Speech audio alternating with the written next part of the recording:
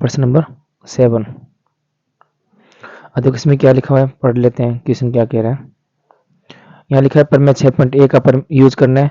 उसका प्रयोग करते हुए सिद्ध कीजिए कि एक त्रिभुज की भुजा के मध्य बिंदु से, त्रिभुज की 3 भुजा होती है ना, तो त्रिभुज की एक भुजा के मध्य बिंदु से होकर दूसरी भुजा के समांतर खींची गई तीसरी भुजा को समद्विभाजित करती है। मतलब ये हुआ बेटा कि इसके अंदर कह रहा है कि 3 भुजा होगी, ठीक है ना। जैसे मैं आपको त्रिभुज बना के दिखाता हूँ, जैसे पर्सन बोला ना उसके अकॉर्डिंग एक त्रिभुज बना के दिखाते हैं। देखो ये त्रिभुज है, ठीक है, जिसका नाम रखा मैंने, एक त्रिभुज रखा ए बी सी, इसका नाम है ए बी सी, ए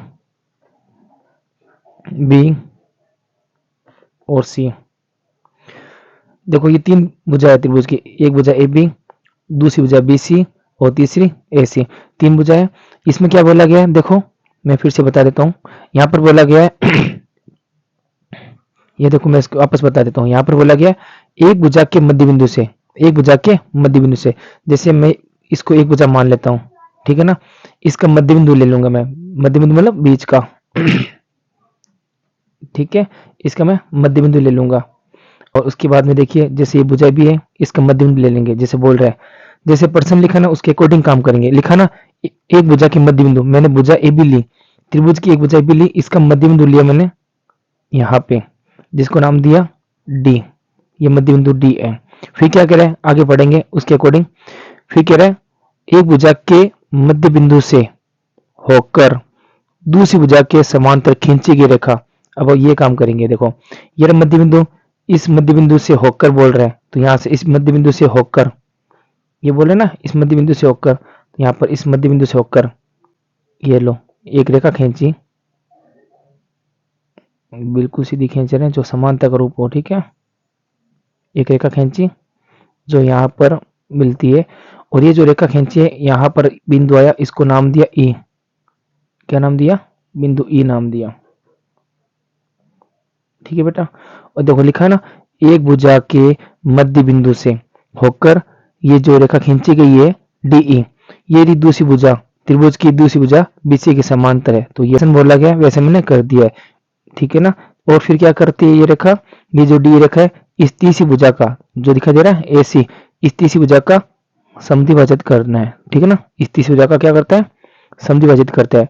इसका मतलब जब इस एसी का ये मध्य बिंदु होगा ई, तो ये ए ई और इसी बराबर होगा, समद्विभाजन करता है, ये सिद्ध करना है। जैसे प्रश्न बोल रहा है ना, देखो ये तीसरी भुजा का यहाँ पर लिखा गया है, देखो तीसरी भुजा को समद्विभाजित करती है, ये सिद्ध करना है अपने को। इसका मतलब अपने को क्या सिद्ध करना है, ये सिद्ध करना है ये जो ए ई है वो इसी के बराबर है। चलो फिर करते हैं स्टार्ट। सबसे पहले लिखेंगे त्रिभुज एबीसी में, त्रिभुज एबीसी लिखा हुआ है, ठीक है।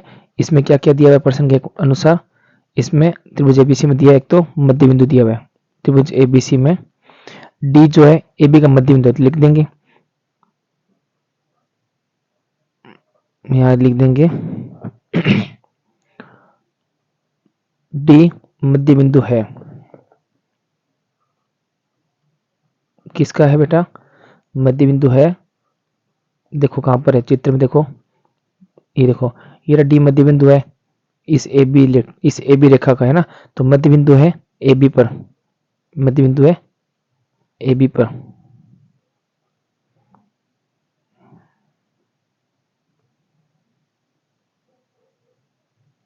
ए बी पर है, ठीक है। तो इस लाइन के अकॉर्डिंग क्या होगा, मध्य बिंदु का मतलब हुआ इस रेखा के ठीक बीच में।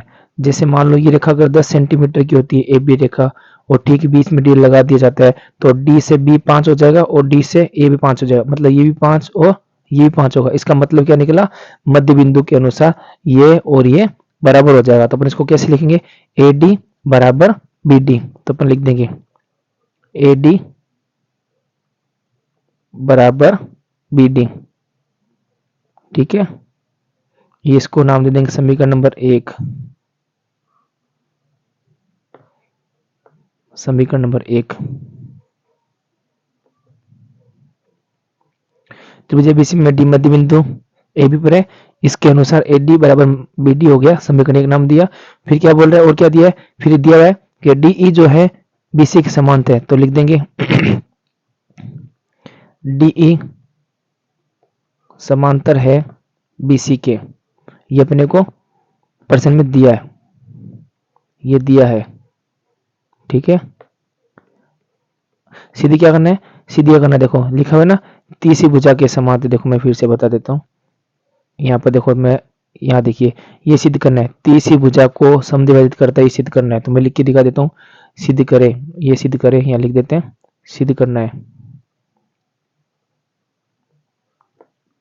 सिद्ध करे, ये सिद्ध करना अपने को, AE बराबर EC, ये सिद्ध करना है, ठीक है।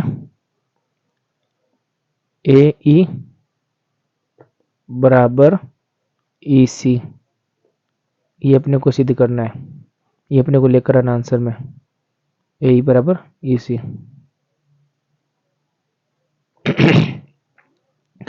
तो चलते हैं, इसमें क्या बोल रहा है, DE समांतर BC के। तो देख लीजिए, ये DE ये BC के समांतर है। जब त्रिभुज में एक रेखाखंड त्रिभुज की एक भुजा के समांतर होता है तो वहां पर 6.1 प्रमेय का यूज होता है। समांतर का संबंध दिया होता है तो 6.1 प्रमेय लगेगी। 6.1 प्रमेय क्या कहती है, जब ये समांतर है तो इन दो भुजाओं का अनुपात क्या होगा, बराबर होगा। कौन सी दो भुजाएं, AB भुजा और AC भुजा का अनुपात क्या होगा, बराबर होगा। तो अपन कैसे लिखेंगे, AD बटा DB बराबर AE बटा EC। तो यहाँ लिखेंगे 6.1 प्रमेय के अनुसार, तो लिखेंगे प्रमेय 6.1 से, प्रमेय 6.1 से। जब ये अपने को समांतर दे रखा है तो 6.1 प्रमेय लगेगी। इसके अनुसार AB भुजा और AC भुजा का अनुपात बराबर होगा, तो लिख देंगे AD बटा BD, AD बटा DB का अनुपात बराबर होगा AE बटा EC के, AE बटा EC के, ठीक है, ये बराबर होगा। अब देखो यहाँ पर क्या लिखा मैंने, समीकरण एक है ना, तो समीकरण एक से देखो, DB के बराबर है BD, मतलब ये हुआ कि अपन यहाँ पर देखो AD बराबर है BD, समीकरण एक के अनुसार देखो AD बराबर है BD, मतलब ये हुआ कि AD की जगह अपन BD ले सकते हैं और BD की जगह अपन AD ले सकते हैं, ठीक है। तो मैंने क्या किया, मैंने AD का AD रखा, इस BD की जगह मैंने AD रख दिया, BD की जगह क्या रख दिया, AD। तो मैं लिख दूंगा समीकरण एक से, समीकरण एक से, तो इस अनुपात में मैंने AD का AD रखा, बट्टे के अंदर जो BD था इसको चेंज कर दिया समीकरण एक से, समीकरण एक के अनुसार BD की जगह मैं AD रख देता हूं, तो यह आ गया AD बराबर क्या दिया हुआ, ये वैसा का ये वाला वैसा का वैसा लिख देंगे, ये जो दे रखा ना ये वैसा का वैसा लिख देंगे, AE बटा EC। तो समीकरण एक के अनुसार ये वाला इधर वाला चेंज हो गया, AD बटा DB था, तो इस DB की जगह यहाँ देखो मैंने AD रख दिया समीकरण एक से, ठीक है ना। तो आप देख सकते हो AD कट करके आ गया, एक आ गया, AD से AD कट गया, एक आ गया। तो आगे देखो हल कैसे करेंगे, अब यहाँ पर एक आ गया तो मैं इसको एक से लिख सकता हूँ, एक था इसके बट्टे में एक लगा सकता हूँ, क्योंकि बट्टे में एक लगाने से इसकी वैल्यू में कोई चेंज नहीं होता। 1/1 बराबर AE बटा EC। अब क्या करेंगे, वज्र गुणा, तिरछी गुणा कर देंगे दोनों की, तो लिख देंगे वज्र गुणा करने पर, इसे क्या अपने को जो सिद्ध करना है वो आंसर आ जाएगा वज्र गुणा करने पर। बस इतना सा सवाल है बेटा, वज्र गुणा करने पर। और ये एक इम्पोर्टेंट क्वेश्चन है, माध्यमिक शिक्षा बोर्ड राजस्थान में भी ऐसे जो क्वेश्चन है अच्छे से पूछे जाते हैं और बहुत ही इंपॉर्टेंट क्वेश्चन है और बहुत ही आसान सवाल भी है। अब इसकी गुणा करेंगे इससे, मैंने इसको इससे गुणा किया और इसको इससे गुणा किया।